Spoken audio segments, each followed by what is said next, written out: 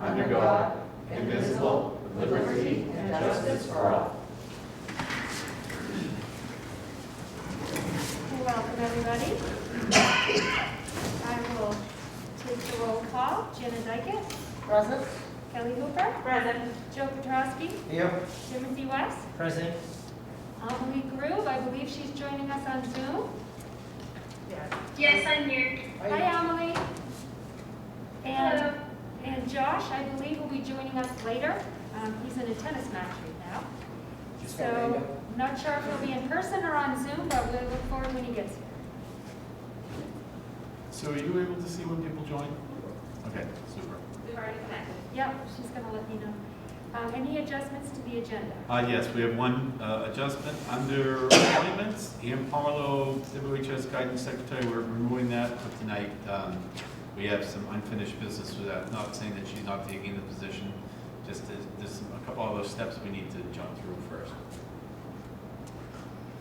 Unless Mr. Campbell has. I did not have a chance to call.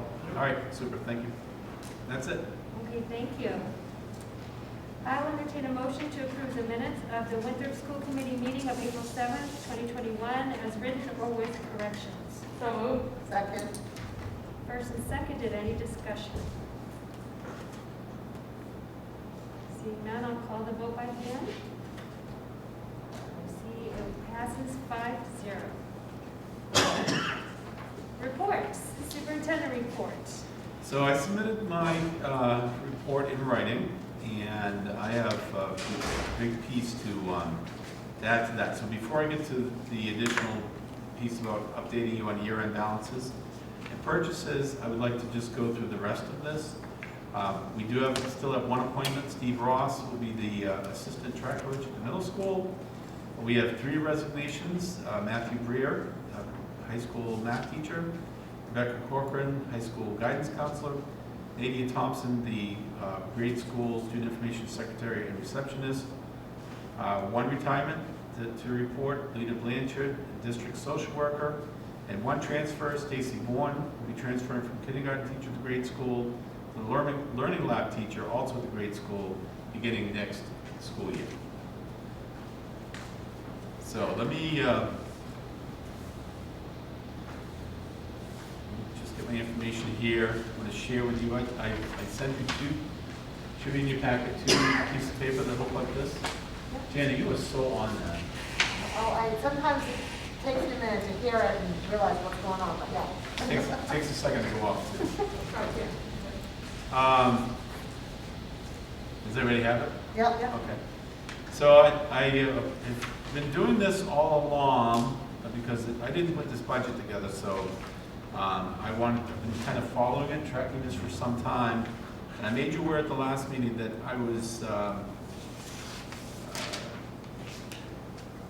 not concerned, but that I was noticing that we're going to have feels like a pretty substantial carryover.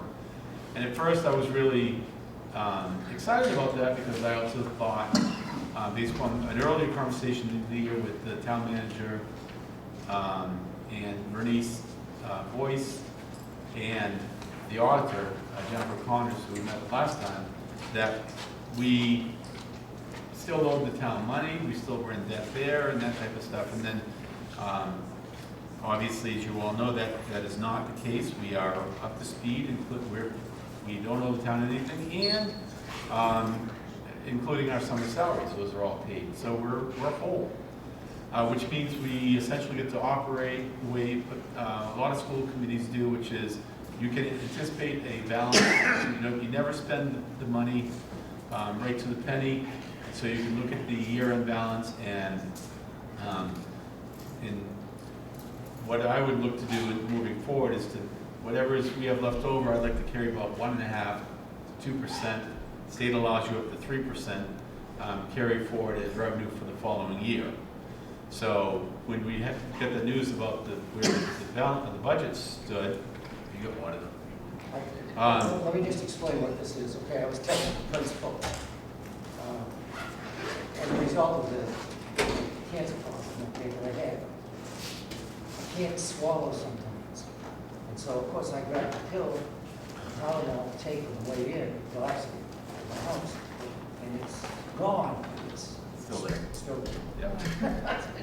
All right, well, I was gonna, there is more water here too, by the way, if anybody wants some water, just pass around. Tim, you want one? You have one. I don't have those pages. They're in here. Call it this one? Yeah. That's one. Yep, you do. Anyway, so then I started to focus on a little bit more with Amanda and with Ida and with a couple other people that wanted to make sure, because I was doing the end of the year projections, and I kind of shared with you that I thought it was going to be a lot. And so we talked a little bit about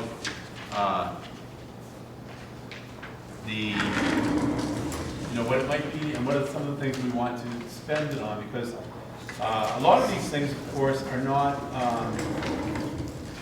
available to be used for COVID monies. So we're a lot more restricted with the COVID money. So this is what the end of the year balance looked like at this point, and what I projected. So if you look at the very top, the balance as of 4/15 was $4,240,241. And next week you'll have your actual printout, which shows where we are for at the end of April. And as you can see, I did this on 4/15.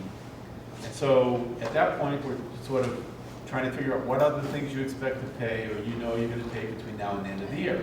And it's not intended to be perfect, but we have 5 payrolls left, so you can see what that costs. And then we have summer salaries, which we still have to. It's already whole, but part of the reason it stays whole is because you take a certain amount of money and you then carry it forward to summer salary. Use the money that's been encumbered for summer salaries, that amount that's in there get rolled in, which is why it artificially looks like we have more money than we do, because we do, but it's money that's whatever. I projected a budget carryover of $320,000. It's in our budget presentation. We have to pay, we owe Northeast Charter $170,000 between now and the end of the year. Just ballparking other regular expenses based upon what we've spent so far, and that's primarily coaches. I've talked to Mike about purchasing some additional computer software, computers, computer-related things. Projected about $300,000 there. That, quite honestly, is probably more than we will expend, but it could be more than that. I'm trying to again, still try to find some things. We talked about the staff bonuses, and so that money's there. We filled the tanks to top them all off, and that's what the actual cost is for that. I talked to you about doing some things with our new tractor and ground supplies. So we're getting York rake. So different things that we borrow a York rake from the towns. We now will have our own York rake. We are getting a backhoe for our new tractor, because then we can do some other groundwork, ditching and stuff that we have to pay to rent that equipment or whatever. And, so we have that. We have a G&E roofing, $100,000, because they're going to do all that work, and I shared that with you before. They gave us a 2-year plan for work that needed to be done. Most of that money, that's over $500,000.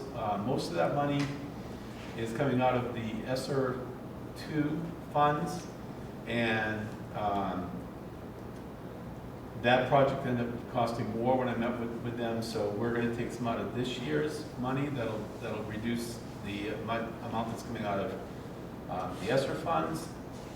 We have a pretty serious middle school compressor issue that needs to be addressed now. We're having trouble with the heat at the middle school because of that. I mentioned about the purchasing generators for the middle school and the high school and getting those hooked up. A lot more work that needs to be done at the middle school than at the high school. There's money in there. And then talked about the potential of purchasing up to 3 vans. And used vans, not new ones. And so I know it's gonna sound crazy, but really having a hard time doing that.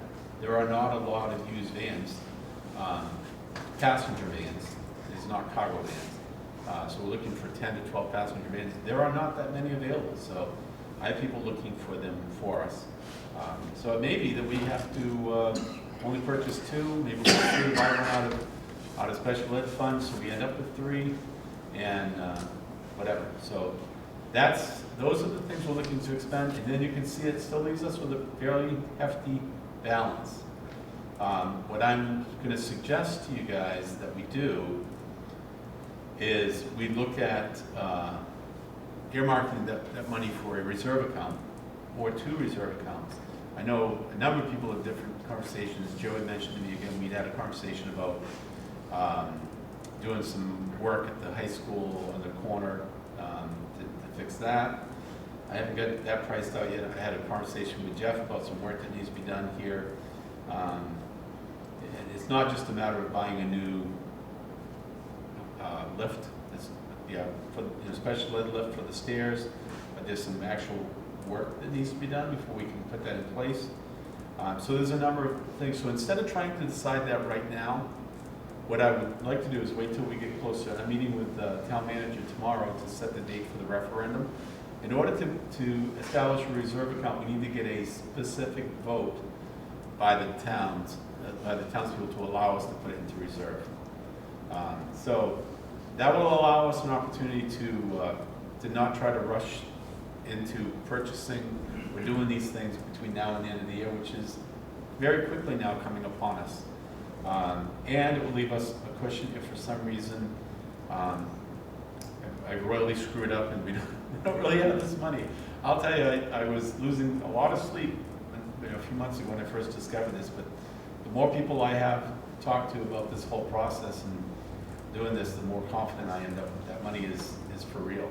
And some of it, for those of you who are so Joe, Jan, and Sue, were with this since the beginning of the year, you may recall that I can account for probably close to this whole $400,000 balance because at the beginning of the year we thought we might have a curtailment, and as it turns out we're not having a curtailment. So I was asked to earmark and not spend money wherever I could essentially save it in anticipation of that curtailment.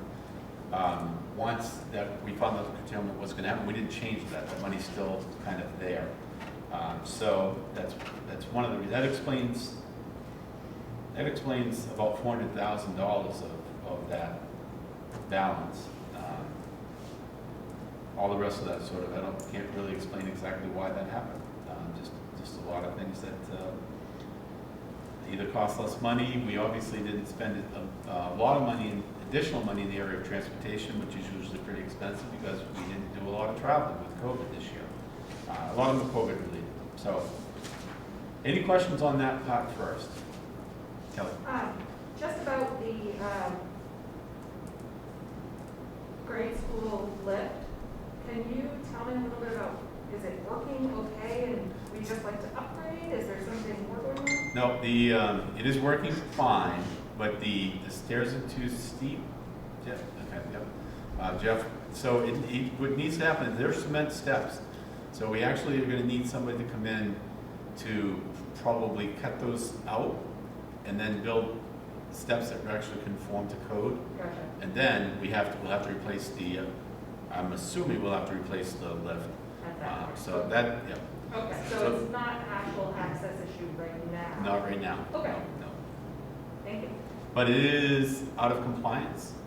Yeah. Is there a deadline to come into compliance? Not that I'm aware of.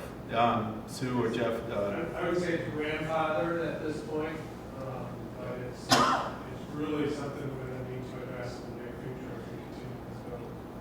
And I think that part of what has to happen is the school committee has to come to the understanding, and I think I've mentioned this a number of times, and it's one of the things on the agenda about what we're going to do with the grade school long term. But I cannot imagine that we're going to do anything substantive with the grade school or the grade school classrooms for at least 15 years. It just isn't likely to occur. So I was hoping by now that we would have got ourselves on the list, but they're not even accepting. There's already so many people on the list. And I'll be honest with you, I said this before, I know you guys did that really nice study, and it's very well done. It's got a lot of great information, but I've been in other districts, and our issues that are of concern with the grade school do not rise to a very high level. And you know, we have some problems, but we don't have some of the problems that a lot of other schools. That's structurally an okay building. It's not great. Don't get me wrong. And it would be really nice to to be able to build a new state-of-the-art type of facility for our kids. And I'm not sure it's all that wonderful to house them in the old high school, but you know, those, by and large, we make it work, and it's not going to fall down around us. And we're investing already in, already investing a bunch of money in the building envelope, putting up new siding and doing some roof work as part of the G&E process. And I was able to convince, and Megan, able to convince the Department of Education to approve that because our concerns were about mold and mildew. So we get new roofs, we get new siding, we can hopefully button up the exterior of the building envelope, and that will extend the life of that building. So, yep, Kelly? Do you need our permission or our request to talk to the town about getting something on the ballot for June? You will need to, yep, eventually, and we have a little bit of time. I'm going to talk, when I said, it might even be as early as next week. I'm meeting with the town manager tomorrow morning, and we're going to set the referendum date. So when we set the referendum date, you guys will have to then vote. I'll have to get some language from our attorneys probably about how to word the language for a referendum. Okay, thank you.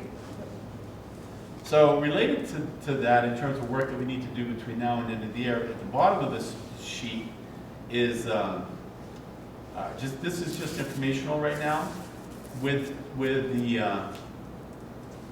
the list that's above, not necessarily, well, quite honestly, not matching up with each of these articles here. The reality is we're probably going to overexpend some of the articles, particularly if you think about facility maintenance, and which only has 64,000 left, and you know, some of the others, transportation probably not, but well, that's what I've done at the bottom. Article 7 is not likely going to have any funds to carry over, so we probably will overexpend them. And Article 9, facilities maintenance, is where most of them will be transferred to. That's where, look at those things above there, that's where they would fall into categorically. So what we need to do, what we are bound by from our process is we cannot overexpend any line. So we are allowed to transfer up to 5%. So that's, if you look at that down there, it shows you how much 5% of each of those lines is. That's how much is able to be transferred. So if you look at the total ability to transfer from all of those articles, it equals over 553,000. Sometime between now and the end of the fiscal year, which means the last meeting in June, you will need to vote to transfer monies and make all of those lines whole. We cannot overexpend any line. The good news is, and I just want to get clarification if some of you think about this later or are thinking about it now, you can't take more than 5% out of any line, but you can add, you could in theory take it out of every line except for one and put the entire amount of money into another. You can add more than 5%, you just can't take out more than 5%. Does that make sense? Yes. Okay, so those are the numbers just for you to have. Let me see what I put in my memo to see if I missed something. Just says towards the end of that first paragraph, as I'm looking at it, most of the money will need to be transferred to Article 9, facilities maintenance. Article 7 is going to be pretty close. So there will be, even though there's a number listed there of monies that could be available, it won't be available. Any, yep, Joe? Missing from this is the nutrition cost. Well, we can't transfer from there. But you'll have a figure as to where we stand with that budget. I mean, I can't imagine how you're gonna figure it out between what we have to do Yeah. and the COVID funding, but my understanding is that federal government's gonna continue Well, this money. If my crystal ball doesn't show anything, so if you're seeing that, that's good news. Aaron Weeks and I have talked several times about that, and it came up with at the town council meeting that it's a real crapshoot trying to do that budget, because we don't know if the federal government's going to pay for the whole thing again next year, or if we're going to be responsible for it. And so we had to plan it as if we're going to be responsible for it. You know, one of the things I did forget to put in here, I'll try to remember to add it to my written report for next time, is we did just get some approval from the Department of Education for, I shouldn't even say numbers, I'll put the exact number in, but an amount of money that we're being reimbursed from last fiscal year, because in the spring we were shut down basically from April to the end of the year, and so we got a reimbursement. And I don't know how we got why we're getting the reimbursement, but certainly not going to turn it away, because I brought it up to the Kennebec Valley superintendents, and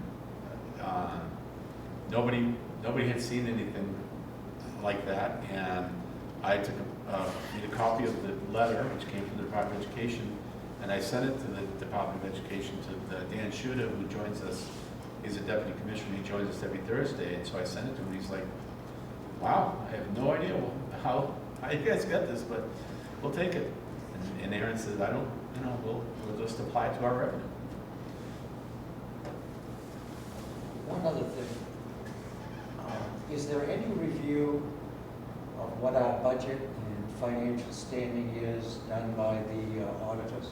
All done? What do you mean? Well, I know they presented what they presented, but I told you I'd get a little cautious here about presenting figures. Not that you've magically created this, okay, but just simply, this is another strange year with what's happening. Yeah. And I would tell you that I wake up every night thinking about this, but I do think about it. I've been through it here at with the school committee. So I always say, the more eyes we can put on these things before we finalize it, the better. Well, I wouldn't have thought to use the auditors. I'm not sure they would provide that service to us without a fee. It might be worth it.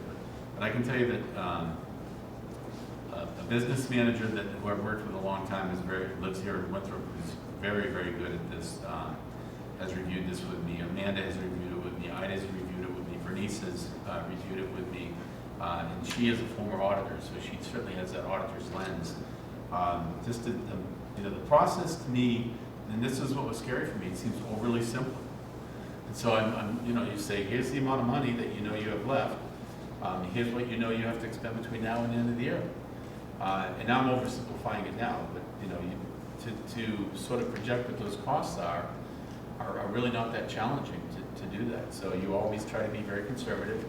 And as I said to you before, looking at those initial numbers, that I think I'm projecting this $390,000. The reason I'm not asking you to vote on an amount for reserve now is that could be significantly more by the time we get to June, or I don't know, whenever. I'll know, like I said, I'll know more Wednesday. I won't have a motion for you on Wednesday, but I'll know more Wednesday about what the time frame looks like, because we're going to set the budget validation referendum tomorrow, which will be the same day they have to vote on any reserves.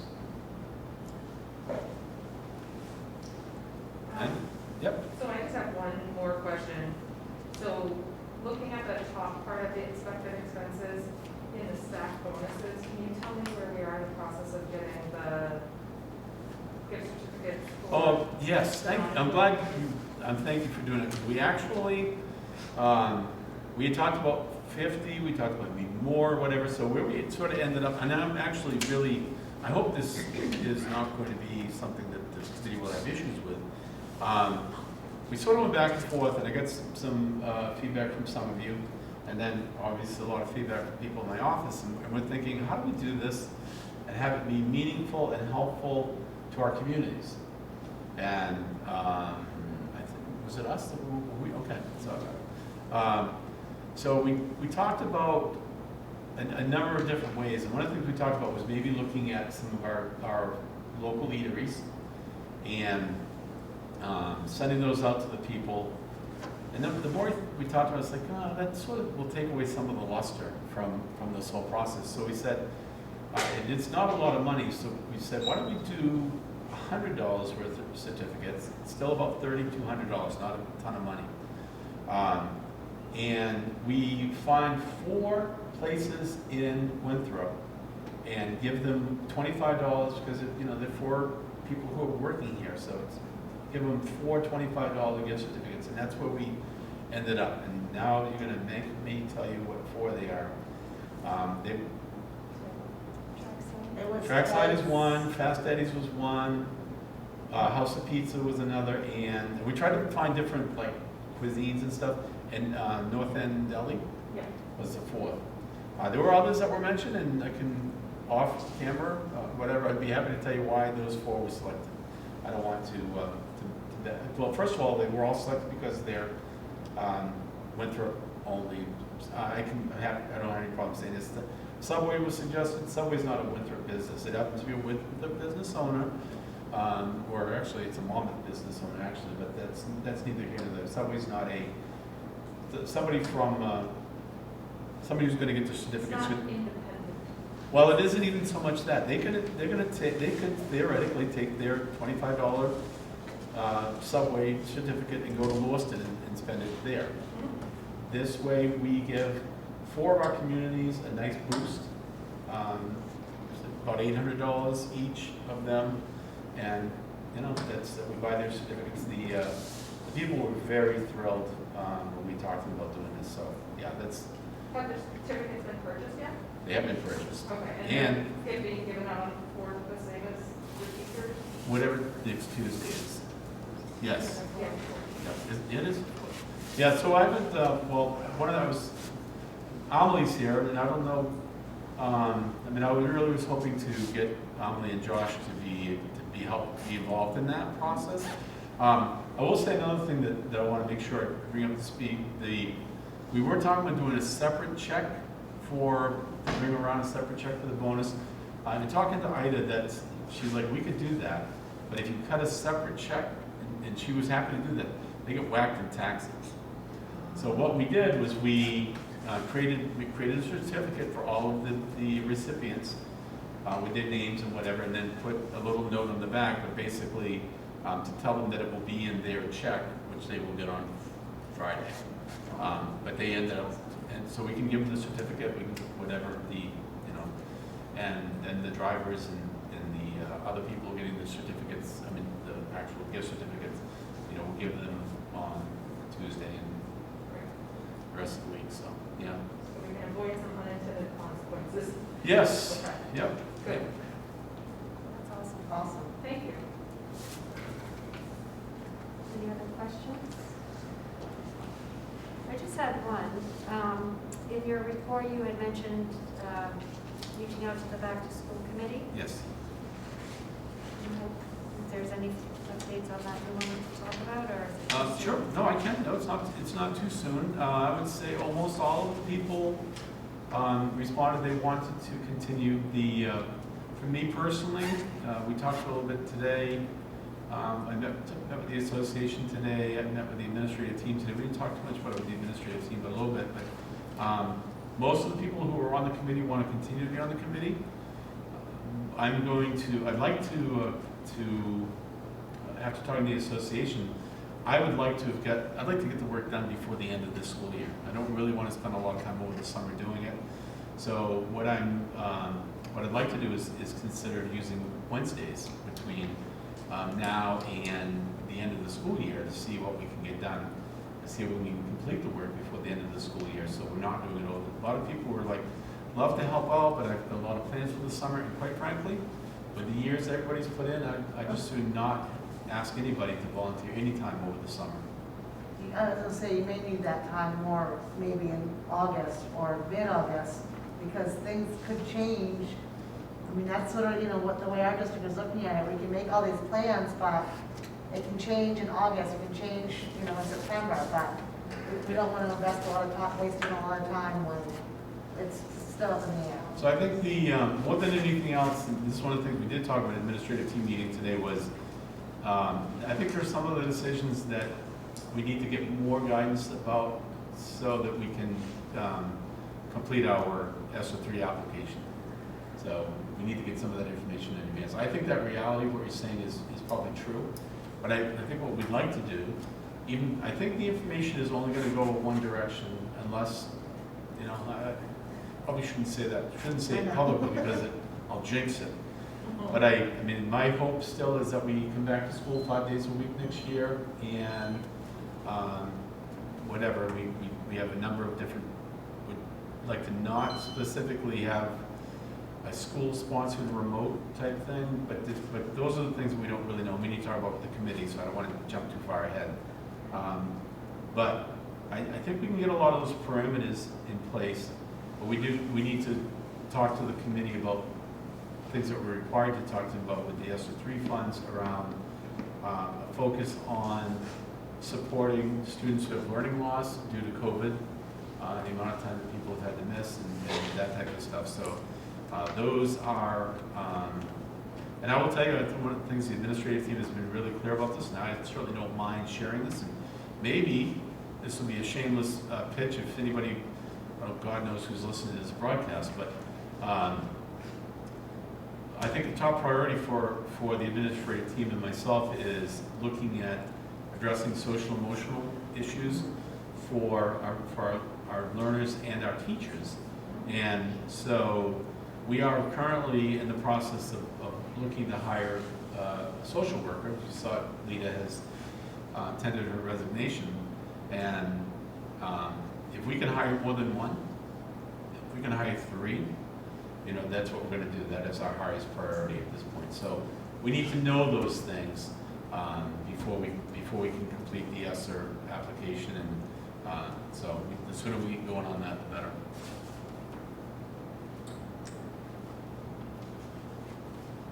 Anything else from anybody? Okay.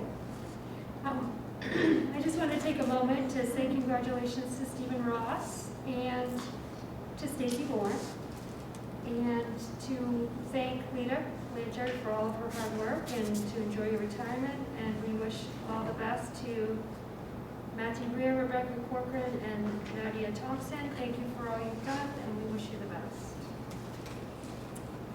As far as for me, for a chair report, I just want to remind the committee that next Wednesday I will be collecting the superintendent evaluation. If anybody has any questions, please feel free to contact me and I will be happy to help you. Can I just also add to that, we talked about this, I will hopefully before next Wednesday, I'll be sending out electronically my self-reflections. Any questions in regards to that from anybody? No? Okay, we'll go on to committee reports. Finance. Kelly and I have been doing some warrants, and I did email these to Colleen. We've done 4A, 15A, 17, 18, 19, 19A, 19B, 20. School nutrition warrants 8 and 9, and payroll 19, 20, 20A, 20B, and 21. Wow, you've been busy. Thank you to everyone for doing a great job on the warrants because they have been awesome.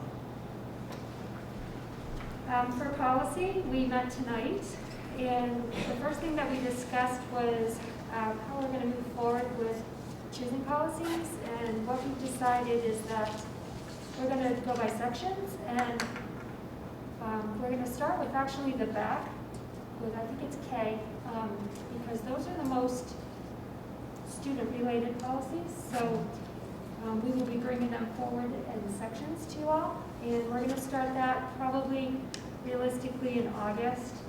We have a few we need to clean up between now and then. So just be looking forward to that in August. And for next week, we will have 1 policy for first reading and 6 for second reading. Negotiations? We have a meeting scheduled for next Tuesday, and we're just waiting for some finalized language suggestions to approve on both sides, and we'll see where we go from there. Okay, thank you. Any reports from our ad hoc committees? Curriculum? Okay. And how about, No. okay. On to administrative reports. I just want to say again how much I appreciate the administrators putting those in writing. I'd love to get them in advance. I'd love to be able to hang on to them. They are fabulous, and I thank you so much for doing that for us. Does anybody have any questions? I don't have any questions. I just want to say that seeing what's being done across the district is pretty exciting. I think that all 3 of the schools are doing a great job of keeping kids involved, keeping families informed of what's going on. I think schools are doing great. Yeah, I was pretty impressed. Yes, Joe? So I'd like to follow up on your comments and Holly's comments. Yes. I had the same type of excitement that, I just thought they were very comprehensive, they were very fulfilling in terms of telling us what was going on. But my real question is, okay, you gave it to me, you gave it to the rest of us, you gave it to each other. But how do we disseminate this information? How do you disseminate this information to the student population and the parent population, or the community population? Well, the administrative reports do go out to the public. All the stuff that goes to the public is listed on the bottom of the agenda, so it does go to the entire. So that's basically on our website. This is, Correct. okay, that's great. Well, I know a lot of these that Karen put in, these are the ones that do go out to parents. Well, that's a different, Yeah, that was a but I don't know if that's why that was in there, but, okay. She does highlight a lot of the things that are going on Okay. at the middle school through those. I just wanted to pick out a few that really stuck out to me, and you can talk about it if you want or not, but what is the mentor training that was going on at the grade school? Because that sounded pretty exciting to me. That was the teacher mentor training for certification. There were 10 teachers that completed that on 2 different Wednesday afternoons. I kind of with Joe, that's such a cool thing that maybe a lot of parents don't even know is happening. And it's just amazing, all the extra things that the teachers do. I'd like to highlight that as well. As I mentioned before with Mrs. Chris's class, those are excellent. I learned a lot about the step-up day that she was planning for the 5th graders. That sounded extremely exciting. So I was happy to see that. And also, I don't know if Megan would like to tell us a little bit about the CUSP program, because that also sounded very exciting to me. Yeah, so part of what we've talked about as a leadership team is students who are really struggling this year and how we can help support them kind of, as outside of the regular school day and what that will look like. So I got together with Mr. Campbell and Ms. Chris, and we discussed putting together a summer school program. So we're calling it CUSP, which stands for Catch Us Up Summer Program. So it's a little bit more flashy than saying summer school. And it's really for kids who are on the cusp of passing, to kind of give them that little extra oomph towards the end of the year so that their transition to high school, their transition into the next grade will be a little bit smoother. We are still working on some of the staffing and some of the finer details, but we are really excited to be able to start a middle school, high school program where we'll have some teachers doing some teaching by looking at some standards or specific skills that are identified, and really developing something that will hopefully be engaging and hit some of those learning targets in a non-traditional school day. So we are excited. The people that I have signed on right now in an unofficial capacity are very excited too to be able to do and provide some of these supports for our kiddos and for our families. So it is some exciting work, but it's definitely still kind of in the developmental piece, and we are using some of the CRF 2, I believe, monies to help fund some of that. I think it's necessary. Esther, too? It's just exciting, and I know in the past, especially Joe, you've mentioned people in the community asking and worrying about that, and so now we have this amazing answer to give them if they ask us about it, so. But we do, It's fabulous. just to add to that, we do offer 2 other programs, but they're a little bit more targeted at students. So we do have a Star Plus program that is run for our Title I students. They're invited to that, which also happens at the same time. And we obviously have extended school year ESY services that our special ed folks put together also. And so we're kind of coordinating all of those timelines so that it will work best for families too. So they're going to be running very similarly. Wonderful, thank you so much for doing all of that. I don't mean to put you on the spot, and you might not have this information, but do you know what percentage of the student population you're looking at targeting for the class program? So it's hard to say right now because the last few weeks of school, especially at the high school level, kids really get some stuff done. I know Karen has a population that she's been communicating with very regularly as far as middle schoolers, trying to keep them motivated. The idea is that we would get our numbers down. So I don't really have a strong number for you right now, but I'd be happy to look into it. And I noticed, Mike, you're working hard on E-rates. Could you just give us a little update on that? Yeah, long story short, we qualify as a school district for just shy of $135,000. I put in, there's like 3 rounds of E-rate. So put in and got quotes from vendors on 4 out of the 5 requests I put in. E-Plus Incorporated of Portland was the lowest price on all of the services or hardware that we were requesting. So I awarded them those 471 forms. The total of that was $129,000. That is not a spend for the district of $129,000. We would be responsible for just shy of $52,000. Well, the federal government would give us $77,500. So essentially, we operate on a 60% discount mechanism based on how many kids we have qualifying for free or reduced school lunch. And just to put that into perspective of what it does for us, all 3 schools out of, I think it was CRF2 funds, got wireless access points, but there's licensing associated with that. So this window of E-rate is good for 5 years. So that will cover the licensing for all schools in the district for 5 years. It will cover the licensing for all of the network switches that were replaced for 5 years, as well as a new firewall in the firewall licensing for 5 years, updating of all of the old cabling that is for the access points at both the high school and middle school. The grade school cabling is a little bit newer, was redone more recently. That's a lot, that's awesome. Thank you for doing that.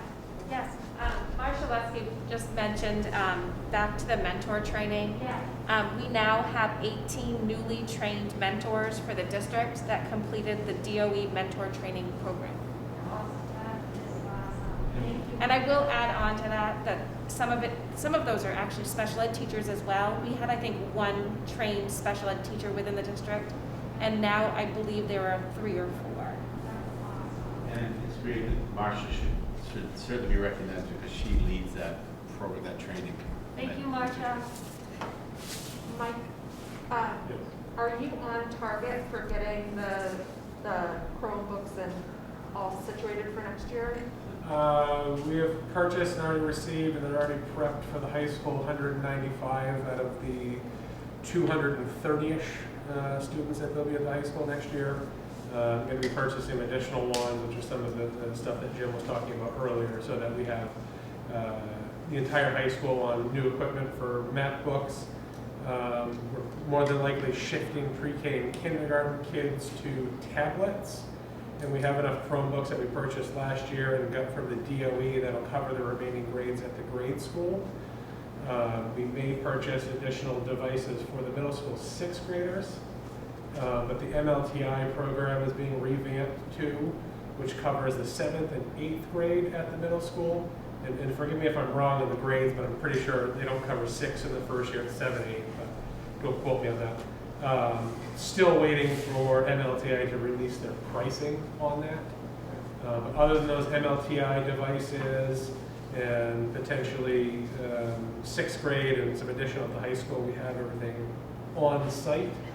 And I'm hoping that we'll have that order in tomorrow for MacBooks.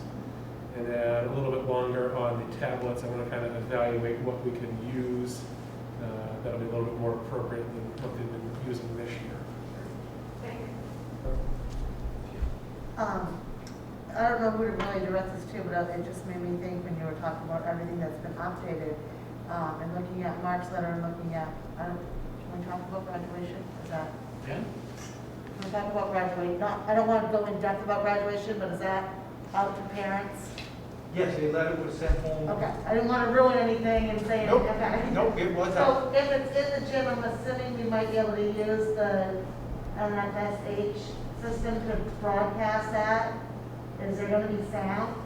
So, Joel actually shared that with me today. And I said, I like it because the quality of the screen was good when I watched games this winter. I asked, and he's going to ask, rather than use the cameras that are fixed on the wall, can we somehow hook Tiff and her equipment up to the system so that we can use Tiff and the sound? Okay, So he's going to look into that. okay. Thank you. My only 2 cents with that, because Joel sent an email to both me and you, is I know with the sports events, there is a fee to use NFHS. So I would hope that with graduation, I didn't see that in the details. Yes, I mean, in the letter from NFHS, there was nothing about a cost. Yeah. So that would be a determining factor in my mind if there was a cost associated. He's our test player. We'll add that to this list. Exactly. I don't think it's gonna cost more than that, for sure. Yeah. Hey. Hey. This is how we Yep. report. Oh, is it actually? Oh, wait, to report? I'm sorry. Sorry, I thought you said it was time for a committee meeting. No, you can come in and catch your breath. How's that? How did your match go? Good. Well, mine got canceled early because it started raining. Oh. But yeah, they only had 2 balls, so we were doing like short matches. It went well. We won over. Good. Good. We were just finishing up with the administrator report. Does anybody else have any? You know, another plus for this community, although they in our school system, although they probably won't mention our name tonight, when President Biden talks about the direction that he wants to go in terms of education. And some of you may have seen this in the news today, but he is proposing that we all go to a pre-K and that we do something to take in, provide for an easy transition from the 12th year into some kind of community college setup, including having these courses being paid for. I mean, it's part of the whole thrust that we're not educating our students to the point where they need to be in terms of the new economy, new future. And I just said, well, at least we've taken one big step with working on the pre-K and making that stronger and everything. But I would remind you that he'll be on at 9 o'clock. Jim and I can't watch it because we're watching the Red Sox Mets game this evening. Record-setting strikeouts, but the rest of you can report back next week. Very nice. Anything else? Okay. Next, we have an NHS presentation. Tifstar is going to present for Riley Frechette via a PowerPoint presentation. Riley couldn't be here because she's at a softball game. They won. Oh, they won? They won. Excellent.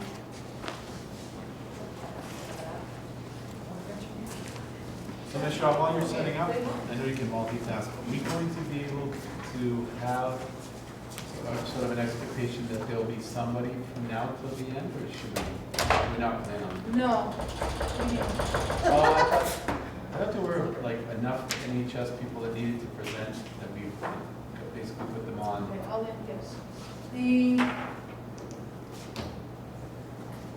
We have a night coming up on May, the end of May, I'll look at the date in a minute, for them to present. And that would be, planning on making that available so if people want to stream it and watch them present, that'll be possible so that you can see the ones that we're able to present here. And that'll be the night that,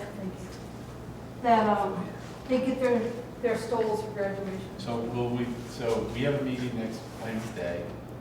I don't think we're gonna be able to get anyone else to come because they're almost all in spring sports Yep. and there are games every single night. Okay, no, that's And fine. so we would love to have them here and they'd love to be here. But there's just, everyone wants a slice of the spring pie, as I like to say. And it's just, I don't think we're gonna be able to get them here. Not a problem.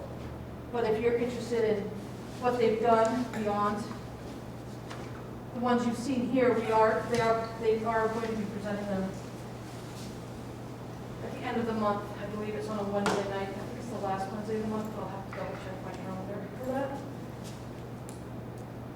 26 sound right? That sounds right to me. The 26th does sound right, but I will double check that to make sure that I'm giving you correct information. Because we all know. I'm fine. You're fine. Oh, that's not my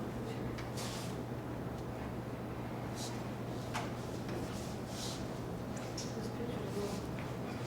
I can move anyone. I'm sorry, I always get in your space. No, do I not? yeah. Oh, look at that. Just hold it. I've never seen Try one. to find something to set it on. I got it. I don't know what I just did. Thank you, Mark. Escape. All right. So, Lower. Riley was really looking forward to present as well, and she's done, her project's really cool. I'm going to do the best I can to present. That's your foot. I'll do the best I can to capture the essence of her vision and her passion for her project. Riley Fichette, she's new to our district this year. She moved into the district this year. She was already a member of NHS where she was before and fit right into ours, and it's been a great addition. And she decided she wanted to do something about messaging in the girls' bathrooms.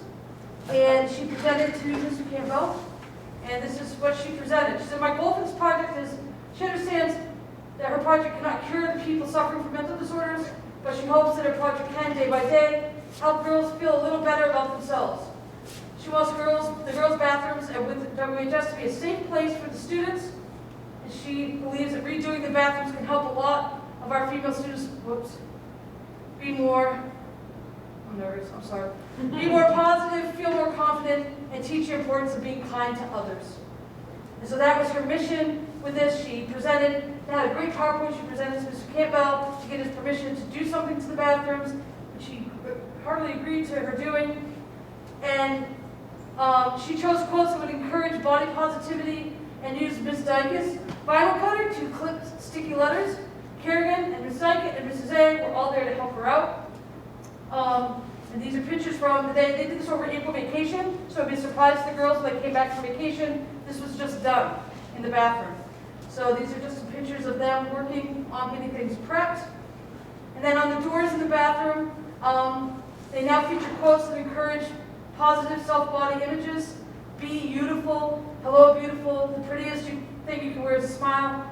Real girls aren't perfect, the perfect girls aren't real. It's very classy, it's very, very low-key, you know, it's not all bright and out there. They did a wonderful job with the lettering, and the vinyl cutter was fantastic. What I hear, because really likes that a lot. So she did this on all the outer doors of the stalls. And then inside the doors also has quotes that encourage self-positive images. So even when those doors are shut and they're by themselves, they have these messages that are there to kind of help them maybe feel a little more positive about themselves. And they're all laminated so that they'll stand up to, you know, wear and tear and just hang it up in the bathroom. On the mirrors too, she had positive messages on the mirrors, and there are post-it notes so that people can lift one another up and leave nice notes for each other. And it's been fun to see some of those growing. You're amazing, don't let anyone dull your sparkle. Day one, you can see where they've done, it's kind of cool, the picture was taken because it's got Riley and Kerrigan in the picture. This is the day they did it over vacation. And then today, this was just this morning actually, Mrs. A took this picture, and you can see some of the notes that have gone up around it. And Riley checks the bathroom every day to make sure that nothing unkind is getting left up there too. So she's taken that on to monitor that as well, so that, you know, we knew that could be a concern, she knew that could be a concern, and she's taken that on herself to make sure that she's policing that as well. And with the understanding that if anything's going on, that we will handle it, this, you know, the administration will handle it, but she's checking on it every day for that. And there was one, I don't know if it's up there or not, that was like, you look like a model, and it just made me smile when I was washing my hands today. You know, and so I believe, isn't it? That might be the last one. So that's Riley's project, and I just think it's fantastic. She started with one bathroom. At first she wanted to do all the bathrooms, and we're like, let's do one. That'll be a big enough project, and it will give other students the opportunity maybe to do another one next year, or, you know, and to pass the project along. Plus, you don't want to have to monitor 3 bathrooms in the building every day. That's a lot of walking around the building. And I think after, you know, they spent all day on this, and with help, that was beautifully done. I think there's been a lot of positive response to it already. And so hopefully, Riley, I did you justice, but this was her project.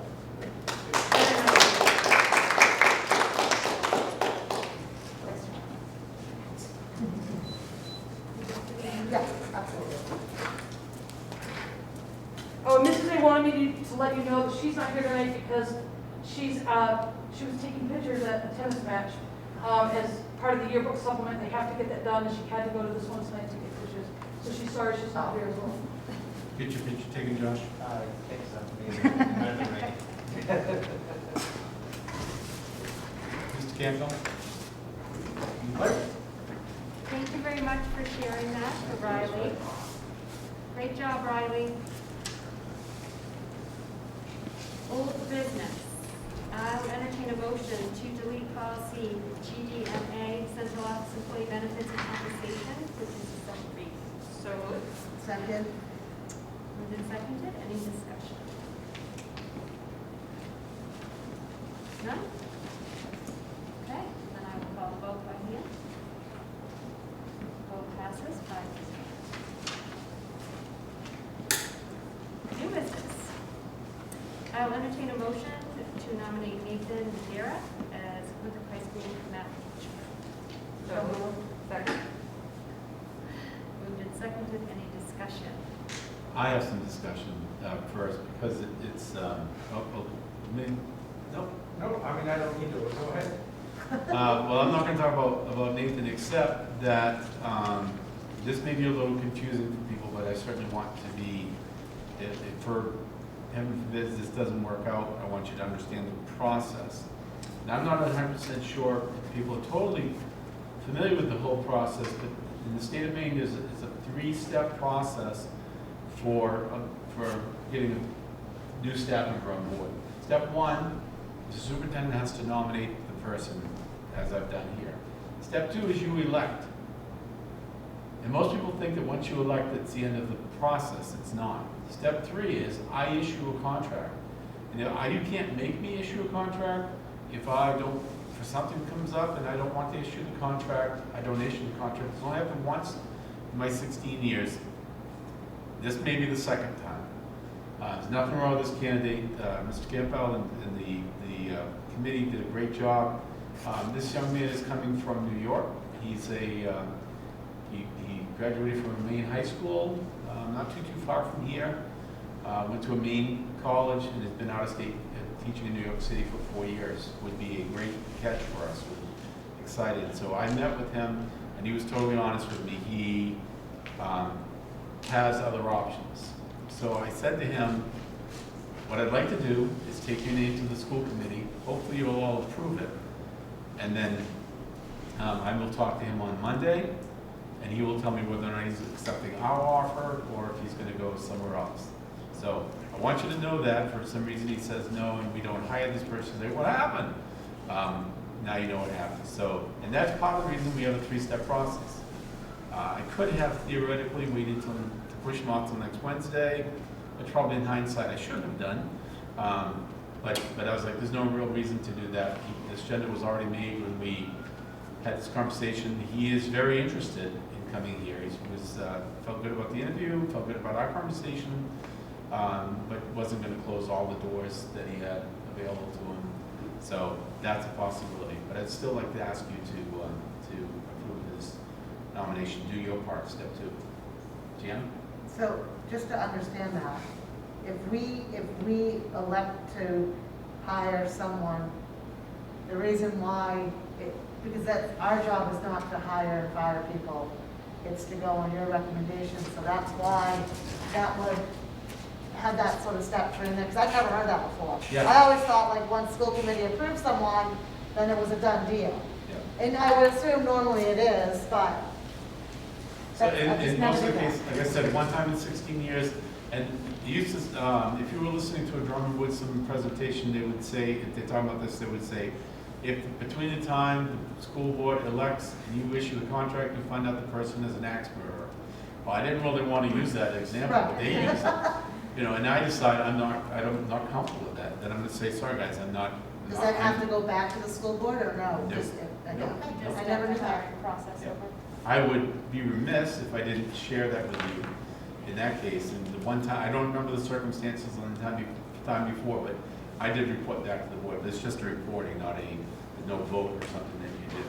So I'm basically telling you in advance that this might happen. Okay, thank you. And I really, to be honest with you, I was very impressed with the young man because he wasn't being arrogant. He wasn't being anything other than honest. And he said he had very positive feelings about the school, what he learned about the community, all that type of stuff. But he has to look at all his other options. Okay, any other discussion?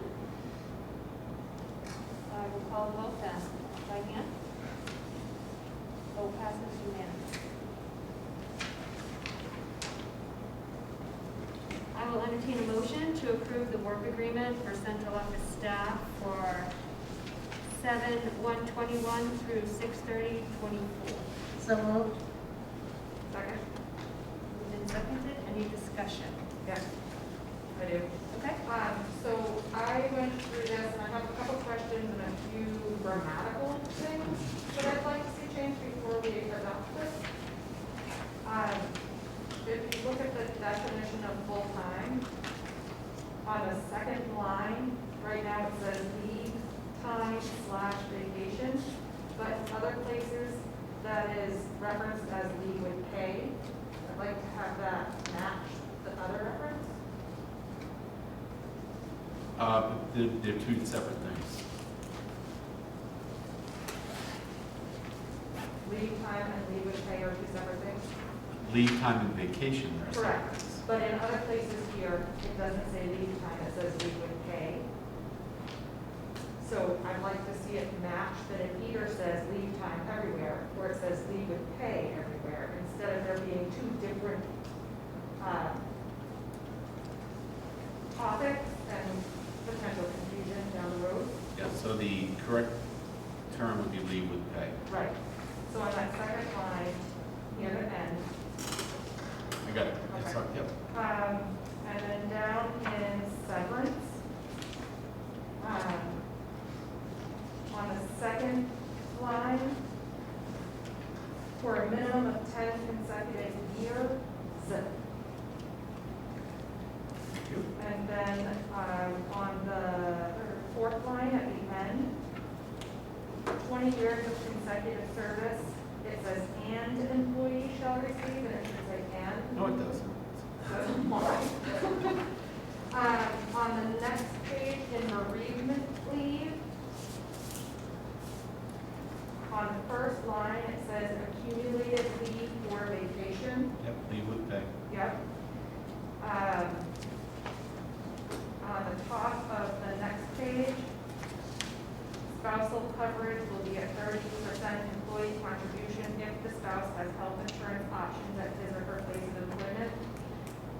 if they don't have options if they're placed in employment? Then they get whatever whatever it says before, the 81%. But that's the thing is it doesn't say. Oh, it does, so. I can make my fingers work.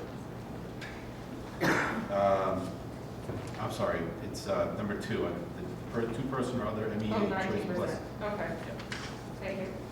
And then in course reimbursement, it says tuition and registration for approved courses. What's the criteria used to approve a course? That just seems really subjective. Yeah, that's pretty much language from other things, and they really are, it is very subjective. And I'm not going to approve, doesn't answer your question. It really, they'd have to make a case. This is new for them. So presently, they make a case for reimbursement or for approval of courses. It goes to Megan as the director of teaching and learning, and then she approves or disapproves of them, and then they come to me and I approve or disapprove of them. Because it's a central office, I guess I would see the same process happening, except they would probably need to make the case with me before. So I would kind of be like kind of the hiring thing. I'd have sort of first consideration, last consideration of that. It just makes me a little bit nervous that it's daily paid, and it puts us in a situation. Yeah. Why didn't you approve it? There's no criteria. Yep, but I think if you look through the other contracts, it's pretty vague there too. Understood, but I don't, yeah. Okay, those were my concerns.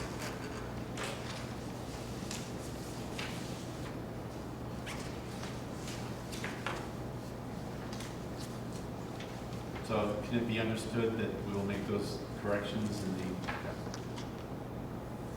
Does everybody feel comfortable voting on that? Absolutely. All right, any other discussion? Okay.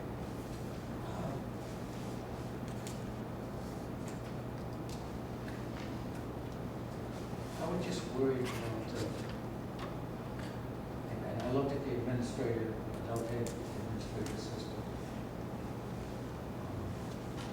And this is a 3-year contract. Are we keeping pace with what the state is now requiring as a minimum? I think we are. oh, yeah, I believe we are. It's not way up. No, actually, I can't speak specifically to that one, Joe. I know it is competitive. And by the way, we also don't have a bookkeeper, so this is like, what if we do? We need people to speak up because we can't hear Joe like all in Zoom, we can't hear people. Okay. So the question was about the pay and the pay scale for the adult ed administrative assistant. And I'm reporting that that's, I know that seems really low, but that is maybe slightly below. So it's when I looked at the rest of them, they're pretty competitive. So I didn't get any pushback. I asked when we created this draft, I asked that it be shared with all of the members of this bargaining unit, not a bargaining unit, sorry, I didn't mean to say that, of this group, and I got no pushback from them. See, not that I want to spend any money on it, but I did 2 observations, okay? Number one, is this discriminatory in any way? Because the people that usually fill this position are of female sex. Number 2, if you look at competitive salaries out in the workplace today, I think this is very low. Well, I think we have to look at competitive salaries to like positions. So if you look at the administrative assistant in other districts, I think this is maybe a little low, but I don't think it's significantly low. You know, my real problem is that we're approving something for 3 years. And my concern is that we're in some kind of a fast-moving situation here. But that's okay. We can always come back and Well, we can, but the concern about approving things for 3 years, I think, can be said with any work agreement or collective bargaining agreement. said it correctly that time. And I think that's what, I do not want to renegotiate any work agreement or any collective bargaining agreement other than when it's up. We probably will have to, but that should be the exception, not the rule. And I think honestly, from my perspective, and this is one of the things we did talk about, I think the projected increases of 3%, 2.5%, and 2.5% are greater than most people are getting right now. What is the responsibility like for the adult ed administrative assistant compared to the superintendent's administrative assistant? They're not really comparable at all. I mean, like any other administrator, I mean, we have an administrative assistant at the grade school, we have an administrative assistant for special ed, we have an administrative assistant for high school and middle school, and it really is about sort of being the go-to person for whatever needs to happen related to any of the issues. And they are the primary collector of information and disseminator of information for the administrators. So in this case, it's a little bit, the role is still the same, but it's maybe a little tiny bit more challenging because Josh Farr, who was our adult ed administrator, is only here 1 day a week.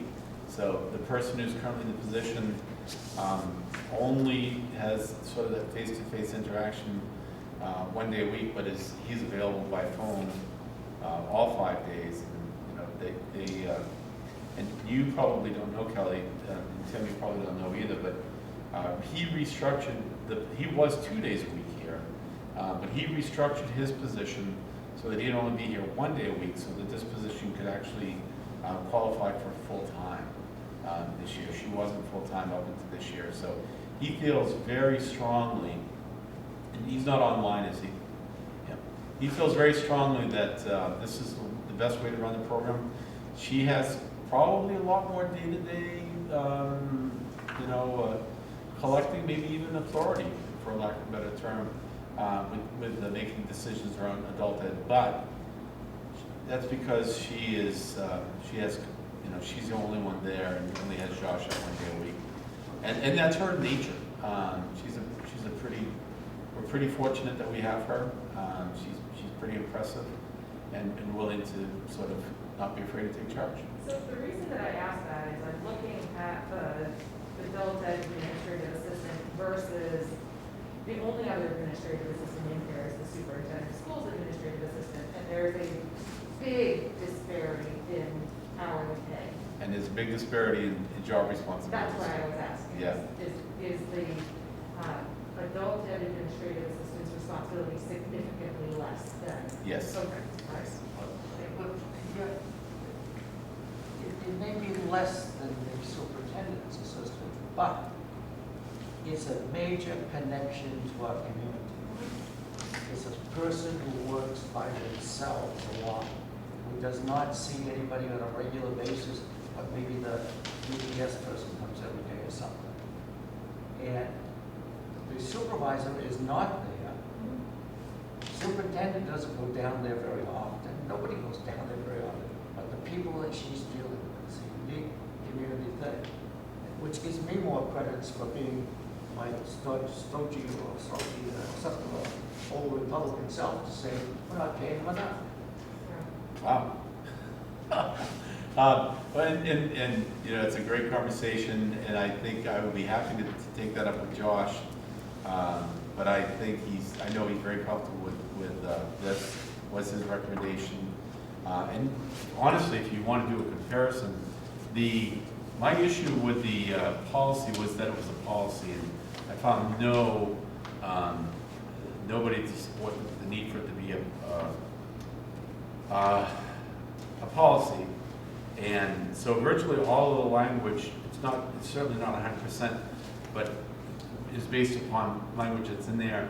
The salaries are based upon what they're making right now, and then looking at a projected increase for next year, the year after, 3%, 2.5%, 2.5%, which I think is very, very good. And so that's the amount that she essentially has already agreed to work for. With those increases, will that remain the same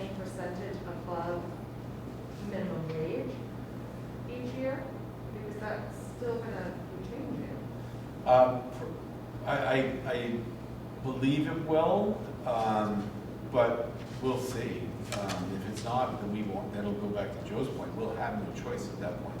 That is above minimum wage, and I don't know what'll happen in the next 2 years, but if it does change, we'll have no choice. In the same way that, if you go back to the work that's happening with negotiations for the teacher's contract, we have no choice there to make sure we're at least 37.5 next year, and then 40,000 the year after, because that's what the state law requires.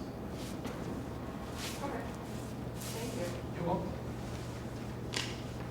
Anything else? All right, I will call the vote then, Diane. Vote passes unanimously.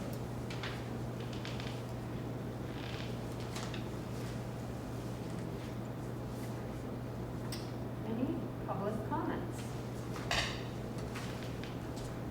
No? Not yet. Just one last call for public comment. Wait, I'm sorry, I'm hearing. I just added last call for public Oh, comment. thank you. Because I already added it once, but we've had one person join us since. So Okay. But there's nothing. All right, then we will move on to school committee comments, and we will start with Jana. Just wanted to touch on the fact, in Chef Weeks' report, she talked about how her staff is now all state certified, so congratulations on that. That's good for 3 years. I'm happy to be at spring sports, and I see that the MPA just changed rules for masks on athletes too, so that hopefully is good news. And I'm also glad to see that Day of Caring is going to be happening this year at the high school, and I don't know if 8th grade will still do that, but it's nice to see some normal end of the year activities happening. That's all I have. Thank you. Joe? I was pleased this morning, one of the first stories on Facebook was dealing with our hockey playing senior, Abby Ross, is on her way out to Denver to play in the national championship. And, we don't get a lot of talk about it. It's not just Addie. I think Maddie still has played this year with St. Dom's and everything. I know my daughter played Mount Louis. There's always one or two young ladies that carry on the tradition of playing. At one time, they had to play on the boys' team, but they were okay accepted. But then, essentially, my daughter's junior year, they went full time as a girls' team. Actually, they weren't associated, put them all together and moved on. I just think it's great. I just think that young ladies do a fantastic job playing. And I just want to single out her and just say that she's going to have a wonderful time out there. That's great.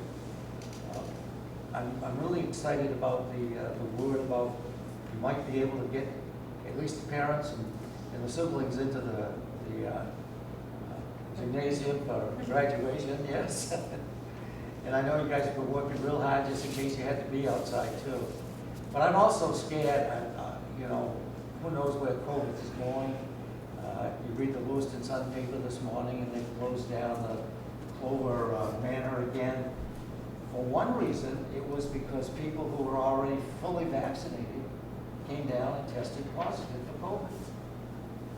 That's a terrible situation. It's also an indication that we've got to take and keep encouraging people to get the vaccination. So I know there was some talk about you made arrangements for the teachers and other staff who haven't got a shot, they're going to be able to get it and stuff.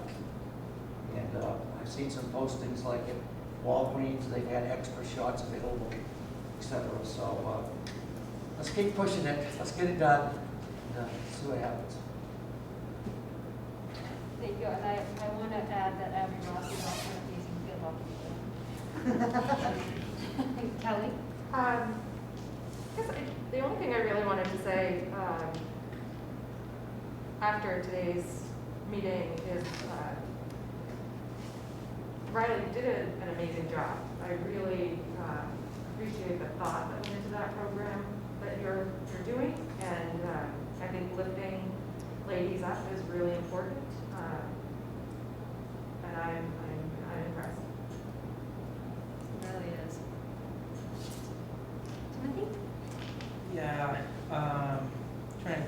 say this. I guess I like Jim said about the extra counselors next year. I'm very concerned as a teacher in a different district. More concerned than COVID is the mental health damage to these kids.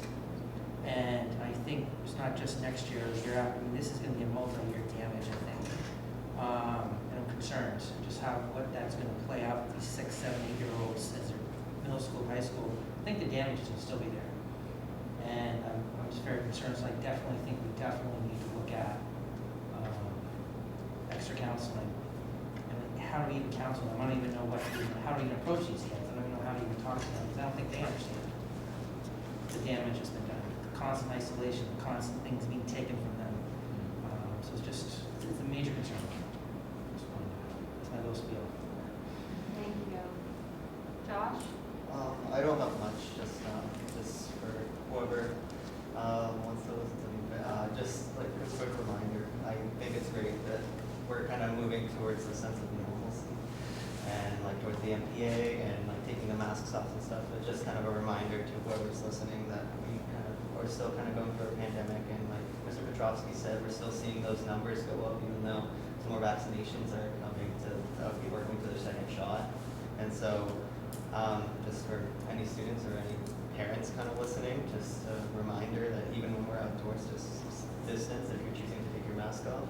I'm playing a pretty COVID-safe sport, I say myself, and I know I'm still going to be pretty cautious when I'm on the court. Just keep it on my pace and because during changeovers and just, I don't know, I want to finish our school year off strong. We haven't had anything too big, so that's about it. Thank you, Josh. Amelie? Yeah, I'd love to reiterate what Josh said, and yeah, just say thank you, always to all the staff, everybody who is continuing to work so hard. Thank you.